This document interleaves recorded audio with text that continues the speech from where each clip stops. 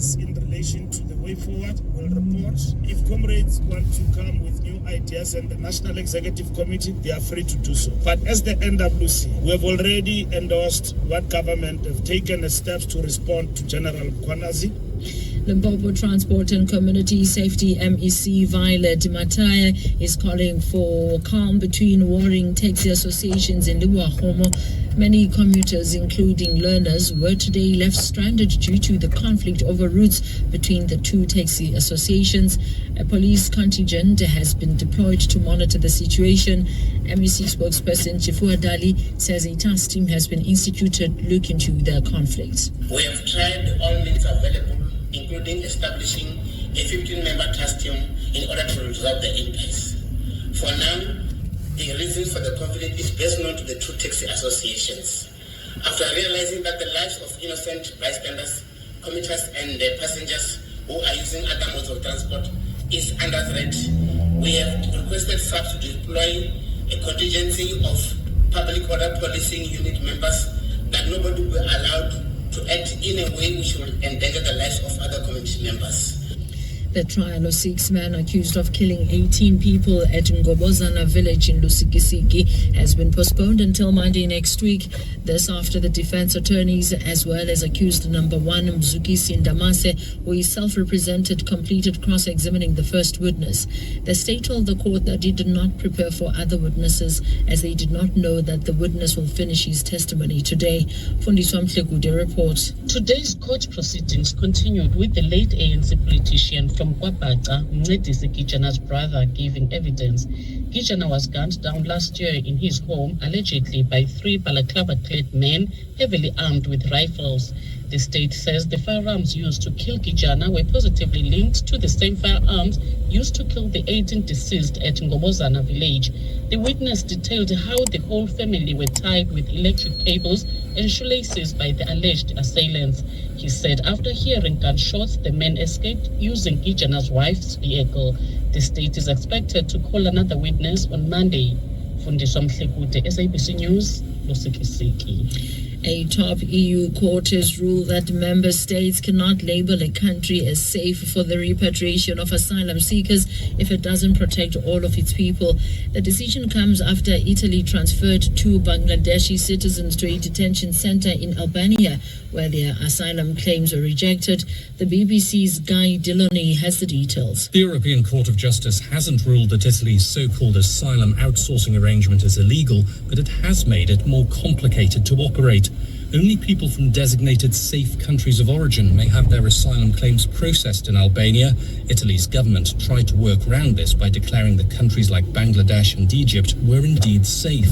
But the European Court ruled that this must be subject to judicial review, and judges said that a country may not be designated safe. Recapping the top story, South Africa's Air Traffic and Navigation Services has confirmed that operational disruptions and departure delays at OR Tambo International Airport. I'm Mondilambana for SFM News Headlines at 4:30. In sports, Bulls adds 2 internationals to their side to face the Sharks. Nonkululeko Mlaba cleans up at Cricket South Africa Awards, and Norris clocked the fastest time in the opening practice of the Hungarian Grand Prix. More details at 4:30. Guiding you through the rush hour traffic. Good afternoon. Starting off in Gauteng, the N12, R24 westbound and Bedfordview has a stationary truck reported before Giluli's interchange, queuing traffic on both routes. The M1 southbound in Johannesburg, queuing towards Crown interchange. In KZN, the N2 southbound is where crashes reported after Prospection Road exit, the M7 westbound queuing towards North Lean exit, and the M4 northbound queuing at Umpilo. In Cape Town, the N1 outbound is slow moving towards Okavango Road. The M3 southbound has a crash reported after Woolsack Drive, and the N2 Nelson Mandela Boulevard outbound slow moving towards Hospital Bend. With your traffic update, I'm Irma G. This July, journey beyond the horizon with Chasing the Sun. 5 mesmerizing episodes every Sunday at 7:30 on SABC2 from 13 July to 10 August. Feel the thrill of the adventure, the power of discovery, and stories that light up the skies. Missed an episode? No worries. Stream anytime, anywhere on SABC Plus. No subscription required. Chasing the Sun. Your Sunday nights just got brighter. Tune in to SABC 2, Sundays at 7:30 or watch on SABC Plus. Under the theme, Building Resilient Economies for All, we honor the pioneers, the problem solvers, and the everyday heroes driving change.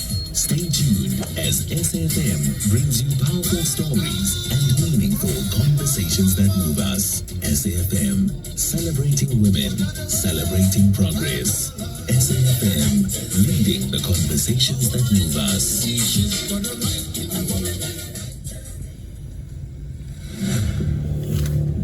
Gender-based violence is destroying lives and tearing communities apart. It happens in homes, in schools, at workplaces, and too often in silence. But it doesn't have to continue. If you see it, speak out. If you are hurting, reach out, because doing nothing is not an option.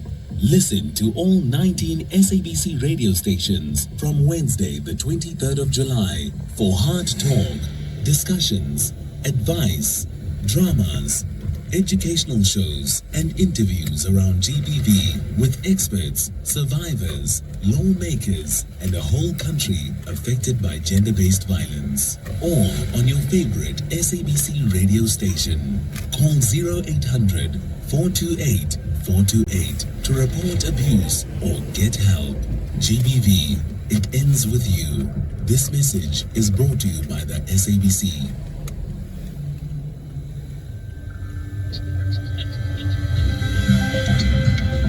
The National Pulse with Ashraf. Understanding our national purpose, because we don't have a rallying call, national purpose. Come out with that, define it, get the country to embrace it.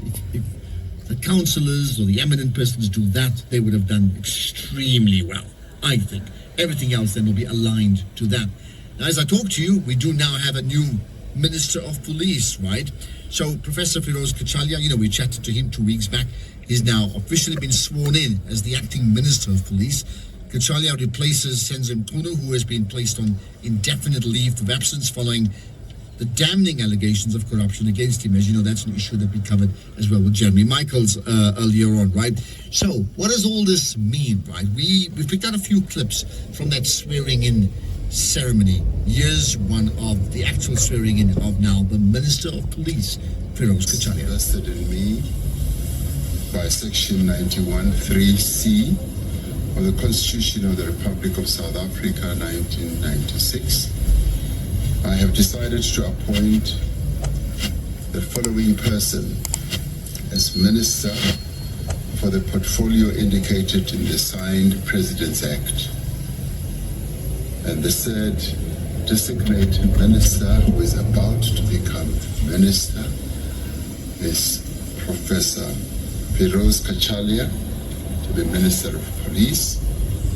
I now request the acting Judge President to either swear or affirm him into office, and he will choose whether he wants to take the oath or to affirm. That is entirely his decision. Thank you.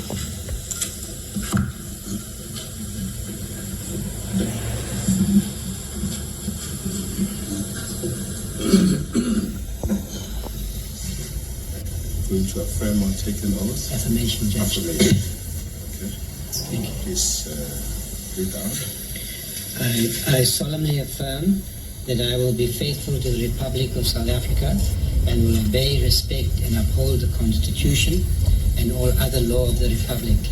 And I undertake to hold my office as Minister with honor and dignity, and to be a true and faithful counsellor, not to divulge directly or indirectly any secret matter entrusted to me, and to perform the functions of my office conscientiously and to the best of my ability, as I affirm.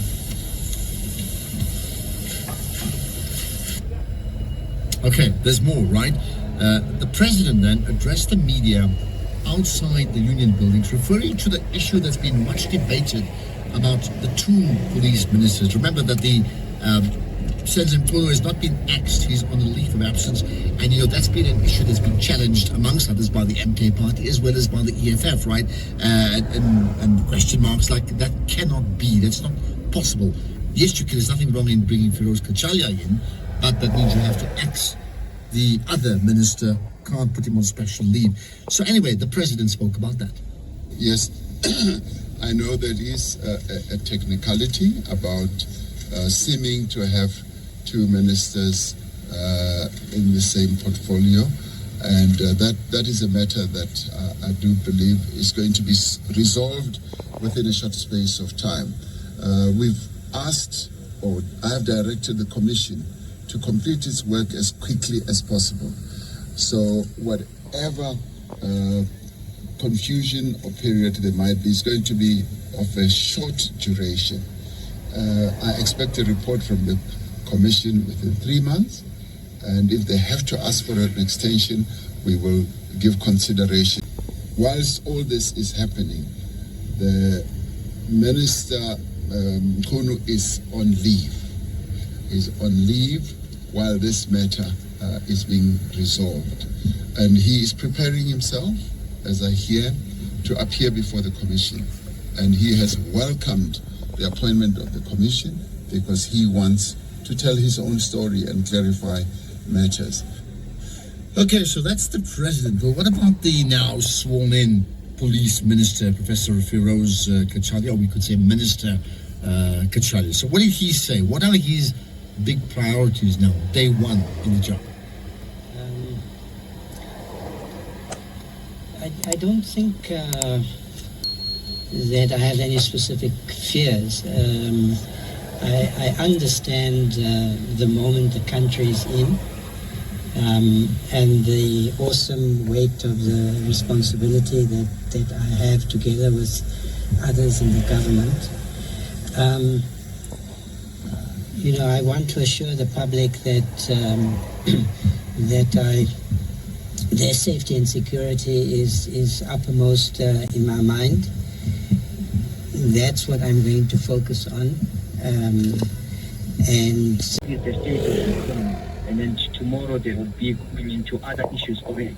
Looking at Halima Mutante report on the selection of candidates for the 2026 local government elections, and of course again they will turn around the issue of the SACP hoping to contest future elections independently, how it is going to affect the ANC going forward. You will recall that the SACP contested the elections, the by-elections in the Seshego. They got around 70 votes. The ANC got 2,000 votes.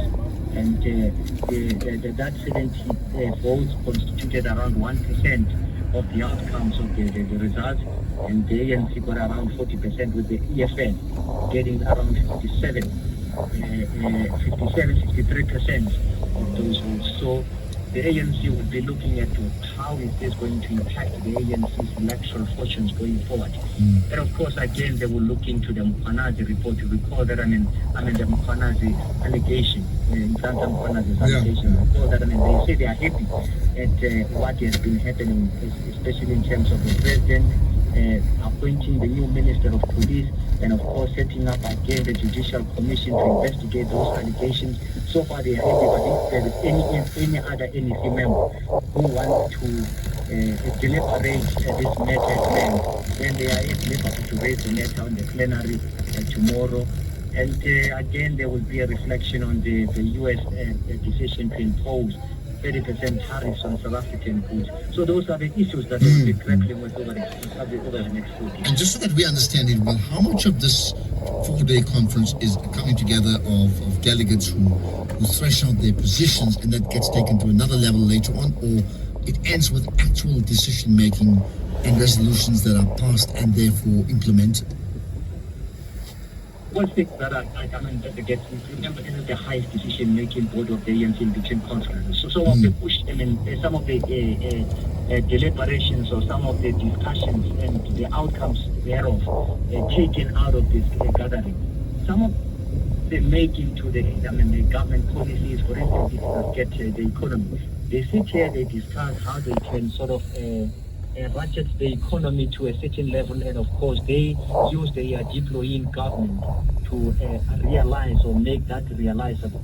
For instance, if they would want to, let's say, raise something about safety and security, or even the G20, for instance, all the ministers, ANC ministers who happen to be in cabinet, they are then given the mandate by the National Executive Committee in terms, although it's not really a tinkering of policy formulation and articulation, but they would add that into their policy formulation going forward. So some of the issues that are taken here, they are taken seriously, and of course they cascade or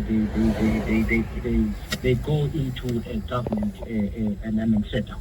Understandably so. So you've of course mapped out what may happen over the next few days, and that's understandable. But is there anything, even today, that's come out that was profound, something worth repeating? Well, for now, we've been kept here. We are told that there's going to be a briefing by the ETC, the Economic Transformation Subcommittee, led by Zuko Gimpe, who happens to be the Deputy Minister of Trade and Industry. And that briefing, it has been called. It's already late. Maybe they need to do that at least in the morning. So that is exactly what we are hoping on, but at least something tangible, as opposed to just the Secretary General the agenda in terms of the program. We are hoping that something tangible will come out of that briefing, especially where the trade and industry, or where the Deputy Minister of Trade and Industry, who happens to be the chairperson of the subcommittee on economic transformation, will be telling us in terms of how is the economy and how is the economy is going to be affected, especially by the tariffs and the deliberations between the president and his U.S. counterpart in terms of how has that affected the economy. All that I mean, the U.S. president is steadfast and his administration are steadfast in terms of really imposing those tariffs. How is this affecting the economy? We were hoping that the Trade and Industry PG Minister will help us understand and strategize. Okay. Let me end with this. There's not a day that goes by on this show, the National Pulse, where someone or the other does not raise the issue of the effectiveness of the GNU. Did anything come up today regarding the GNU? Well, actually, that's one thing that I've missed up when I was reading out the agenda of the meeting. Yes, the Secretary General earlier today told us that the GNU is going to be discussed. But the discussion around the GNU is not really to review the GNU, despite the irritations among the tech partners. They have to a point whereby they're saying, let's review the GNU. It's just a matter of the challenges. Believe that maybe the time has come for the GA to be chucked out of the GA, but it's only their wish, because some of them, they are not even closer to those engagements in terms of how this thing came about.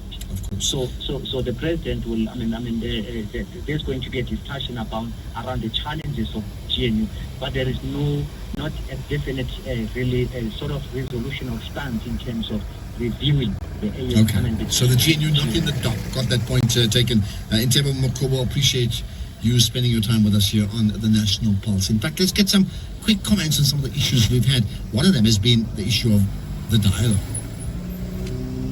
Well, after the national Wellington here, to be honest, the country does not need the national dialogue, because we already know what the challenges of our country is. And we just have to implement the policies. If we can implement the policies very well, then we should have addressed the issues. 9% has announced it will continue negotiating with the U.S. to secure a lower rate. A full update follows at the top of the hour with Greg Hoos. SAFM, guiding you through the rush hour traffic. Good afternoon. Starting off in Gauteng, the R21 northbound in Kempton Park has a crash reported near Pomona Road. The N3 northbound queuing towards Buccleuch interchange, and the N1 northbound in Pretoria, a stationary vehicle near Garsfontein Road. In KZN, the N2 southbound slow moving towards Queen Nandi Drive. The M1 Higginson Highway in Chatsworth is queuing at the N2 highway, and the M7 is where truck congestion is reported at South Coast Road, so expect delays. In Cape Town, the R300 southbound in Kuilsrivier has a crash reported on the ramp to Van Riebeeck Road.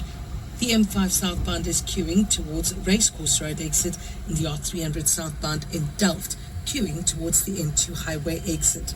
With your traffic update, I'm Irma G. This is SAFM Sports with Doming Kapele.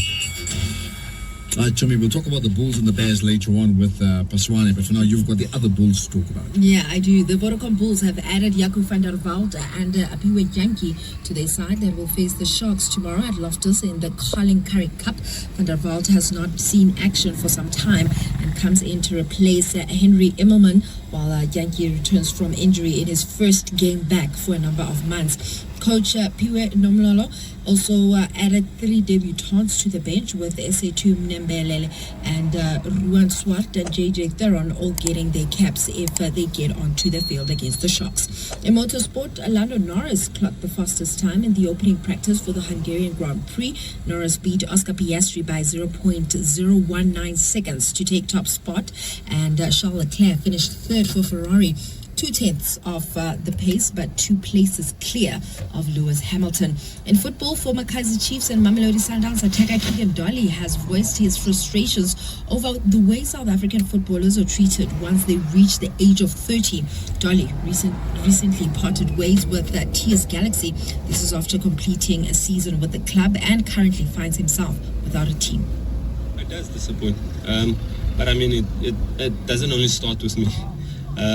There's been a lot of players in the past as well that left teams because they just over 30 and struggle to find clubs and actually forced to retire because it's a bit difficult when you're that age, you know. But hopefully they can still see that we can still offer a lot, you know, for a lot of the clubs and for South African football, you know, not only playing, but just being a part of a club and share your experience with upcoming players. It makes a difference as well, you know. But yeah, it's a bit disappointing seeing how a lot of players struggle after turning 30 and above to find clubs. Also, Premier League's executive Richard Masters says that the league will not reduce its size from 20 to 18 clubs. This is amid tensions with world governing body FIFA over the congested international calendar. The top flight season begins on the 15th of August, kicking off 11 months of competitive action, which will end in the US for the World Cup final on the 19th of July. Now, the season starts 3 weeks after Chelsea beat Paris Saint-Germain to win the Club World Cup, and 2 weeks after the final round of summer series matches. And Manchester City midfielder Rodri suggested last year that players are on the verge of going on a strike because of the increase in games. In cricket, left arm spinner Nonkululeko Mlaba says that while her big wins at last night's Cricket SA Professional Awards will give her a boost going to the World Cup in India in 2 months' time, it also means more pressure on her shoulders. The 25-year-old was the star of the show as she won the Women's Players Player of the Year, the T20 Player of the Year, Women's Best Delivery fueled by KFC, and was crowned the Women's Player of the Year. Versus enough rest or just going overboard in terms of playing because injuries, fatigue, obviously. It'll be interesting just to see how that is going to play when the new season starts. But it's this pressure, it's money, it's everything, and it destroys the means of production of the players. If you don't have players, you don't have the game. Just by the way, I have to tell you this bit of trivia. So you know that the West Indies lost to Australia. Okay. Currently, we have no challenges. Where MECs who still oppress the recognition of the Korean family community's existence within South Africa. Well, yeah. That's what I'd like to see. Thank you for bringing it up, France. And I think that's what I want to see from other people. Like, what would we want to put on the agenda? You've articulated your position very, very clearly. Thanks for that, France, right? In terms of the national dialogue, what do you want to see put up as your biggest outcome to come out of that national dialogue? But there's more WhatsApp comments I'll do after this.